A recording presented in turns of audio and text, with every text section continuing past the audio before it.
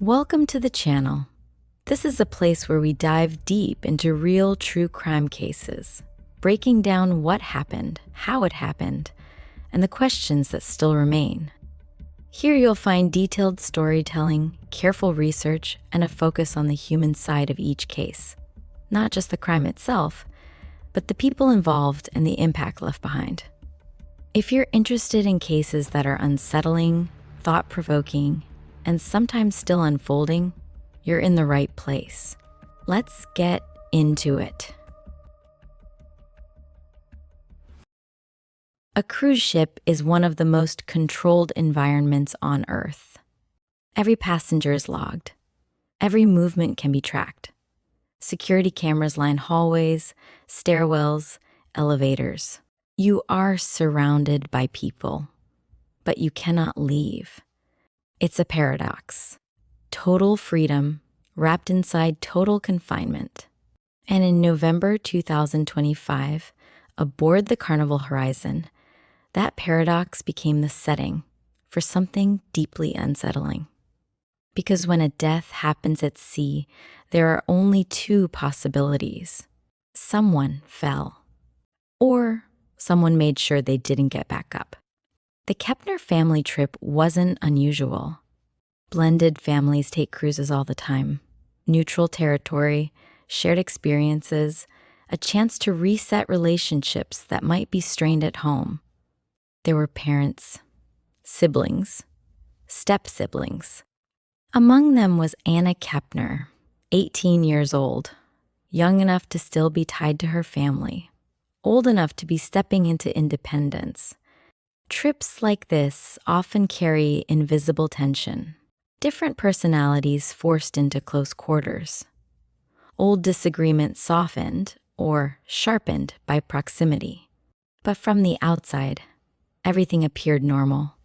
Photos, smiles, ocean views. Nothing to suggest that within days, the ship would quietly become a crime scene. The Carnival Horizon is massive. Restaurants, pools, clubs, entertainment decks. It's designed to keep people moving, distracted, engaged. But cabins are different. They're small, compact, private. And at night, when the noise fades and the ship hum becomes background static, those cabins can feel isolated, cut off from the rest of the world. On November 7th, 2025, Anna was in one of those rooms. Somewhere between evening and morning, something happened that would end her life. Investigators later determined the cause of death, asphyxiation from a chokehold, described in reports as a bar hold. This is not an impulsive, chaotic method, like striking someone with an object. It requires physical proximity, sustained pressure, time. That last detail matters most. Because strangulation, manual or with an arm, takes far longer than people expect. It can take tens of seconds to minutes to render someone unconscious, and longer still to cause death. That means whoever did this didn't just act. They stayed. They maintained control. They made a decision and continued making it second by second. No one reported screams. No alarms were triggered. No immediate disturbance that caused security to intervene. That silence is one of the most haunting aspects of the case. It suggests one of several possibilities. The attack was sudden and overpowering. The victim was restrained quickly, or the environment itself muffled what happened. Cruise ship cabins aren't soundproof, but they are insulated enough that brief or contained struggles might go unnoticed, especially at night, especially when everyone assumes they are safe. The next part changes everything. Anna's body wasn't left in plain view. It was found under the bed. That single detail transforms the narrative from tragic to intentional, because hiding a body requires awareness of what has happened, time to act after the fact. A desire to delay discovery. This wasn't someone panicking and immediately calling for help. It was someone who made a second decision after the first to conceal. Investigating a crime on land is complicated. Investigating one at sea is even more so. But it has one advantage: containment. On a cruise ship, there are limited exits. Passenger manifests are precise. Surveillance coverage is extensive. Whoever was responsible was still on board. They had eaten breakfast, walked the decks, possibly interacted with others, all while carrying the knowledge of what had happened. With no sign of forced entry and a highly controlled environment, investigators turned inward, not to strangers, but to those closest to Anna: family. In true crime, this is often where cases become emotionally complex, because suspicion doesn't just fall on a suspect. It fractures relationships, memories, and trust. And in this case, the focus eventually narrowed to someone who, at first glance, might seem unlikely: her 16-year-old stepbrother. The idea that a teenager could commit such an act is difficult to process, but it's not unprecedented. What makes this case particularly unsettling is the combination of factors: close living quarters, familiarity between victim and suspect, no immediate external threat. Months after the incident, authorities formally charged the stepbrother with homicide. That moment reframed everything. What was once a mysterious death became something far more intimate: a killing within a family unit. One of the most critical elements in this case is time.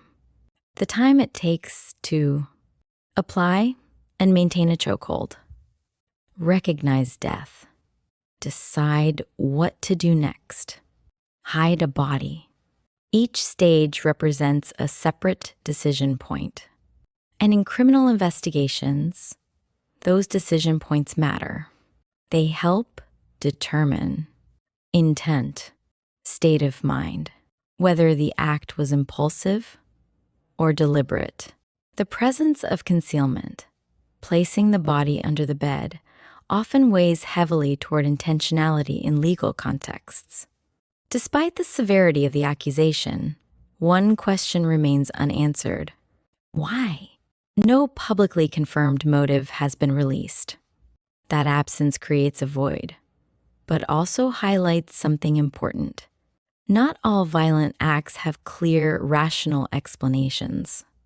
However, investigators typically explore several possibilities in cases like this: ongoing interpersonal conflict, sudden escalation of an argument, underlying resentment or tension, psychological or emotional instability. Until more information emerges, possibly during trial proceedings, the motive remains one of the case's most unsettling unknowns. When the ship docked, the case didn't end. It transformed. Jurisdictional complexities came into play. Cruise ships often involve multiple legal authorities depending on flag state, departure, and arrival locations, nationalities of those involved. Back on land, the family dynamic shifted dramatically. Reports indicated legal disputes, including custody-related issues, emerging in the aftermath. Grief and suspicion became intertwined. There's a reason this case resonates so strongly. It strips away a common psychological comfort, the idea that danger comes from outside. Instead, it reinforces a harder truth. Many violent crimes occur between people who know each other, who share space, who share history. And on a cruise ship, where physical distance is impossible, that proximity becomes inescapable. The ocean has a way of swallowing things, but not this. This case remains ongoing, unresolved in the public eye, and deeply unsettling. A young woman lost her life in a place designed for joy. A family was torn apart in a space meant to bring them together. And somewhere in the middle of it all is a question that may never feel fully answered. What really happened in that cabin that night? Thanks so much for watching. Cases like this one stay with you. They're unsettling, complicated, and a reminder of how much we still don't understand. If you found this video informative or thought-provoking, make sure to like the video and subscribe to the channel. It really helps support the work and allows me to keep bringing you more in-depth true crime stories. Feel free to share your thoughts or theories in the comments. I always read them, and respectful discussion is always welcome. Take care, stay safe, and I'll see you in the next one.